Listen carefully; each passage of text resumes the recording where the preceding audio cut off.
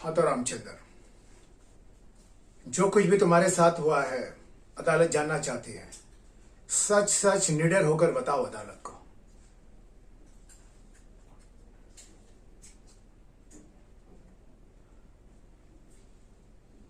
खून तुमने किया है तो क्या तुम्हें परमवीर चक्र दूं?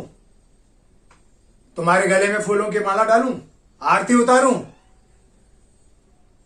फांसी होगी फांसी।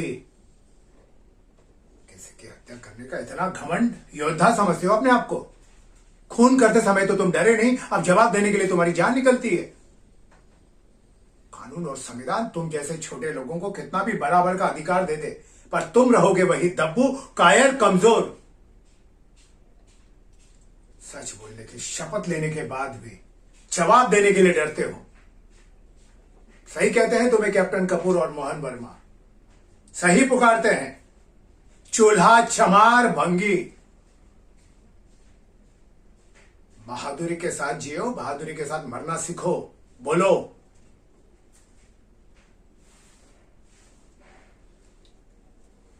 योर ऑनर, जब रामचंद्र ने खुद ही कबूल कर लिया है कि खून इसने किया है, तो मेरे पास अब और कुछ साबित करने के लिए बचा ही नहीं। हाँ, कैप्टन विकास राय ने यह साबित करने की कोशिश की कि रामचंद्र पर जुल्म हुआ, वो भी ऐसे समाज में जिसमें निजी गुस्से और प्रतिकार के लिए कोई जगह नहीं। विरोध प्रकट करने के कई तरीके थे, कई रास्ते थे, पर रामचंद्र को कोई रास्ता दिया नहीं दिखाई। इसे तो बस एक ही रास्ता दिखाई दिया, हत्या का रास्ता। रामचंद्र अगर चाहता तो कमांडिंग अफसर से शिकायत कर सकता था। रामचंद्र अगर चाहता तो आर्मी चीफ से शिकायत कर सकता था। रामचंद्र अगर चाहता तो सेना के कमांडर राष्ट्रपति से शिकायत कर सकता था, पर इसने नहीं की। माना कि दोनों अफसरों ने इसे तंग किया, इसे गालियां दी, इस पर फप्तियां कसी, इसके माताजी के लिए अपशब्द कहे, नाजायज औलाद कहा, उसकी माताजी को बचलन कहा, जो कि एक नैतिक जुर्म है। पर रामचंद्र ने दुनिया का सबसे जघन्य अपराध किया है, मानव हत्या का अपराध। गाली का जवाब गोली से नहीं दिया जा सकता योर ऑनर, बिल्कुल नहीं दिया जा सकता। हम एक ऐसे समाज में रहते हैं जो कानून और व्यवस्था पर चलता है, जिसमें एक आम आदमी के विरोध के लिए कोई जगह नहीं। विरोध प्रकट करने के लिए कानून ने, समाज ने, व्यवस्था ने बना रखे हैं मीलों लंबे रास्ते। उन रास्तों पर चला तो जा सकता है, पर प्रश्न यह है कि क्या ये रास्ते कहीं पहुंचते भी हैं? बिल्कुल नहीं पहुंचते योर ऑनर, बिल्कुल नहीं पहुंचते। विरोध कोई नाटक नहीं है, अंतिम अंक नहीं है जो लास्ट एक्ट तक पहुंचने की प्रतीक्षा करे। एक शक्तिशाली आदमी का विरोध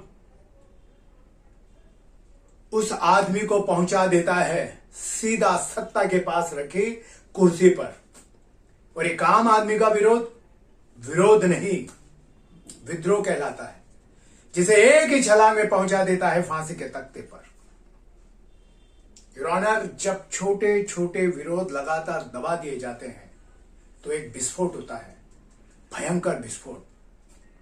कानून ने, समाज ने सबको बराबर का दर्जा दिया है, बराबर का अधिकार दिया है, पर बड़े आदमी ने छोटे आदमी को, ऊंचे आदमी ने नीचे आदमी को कभी भी बराबर का अधिकार नहीं दिया।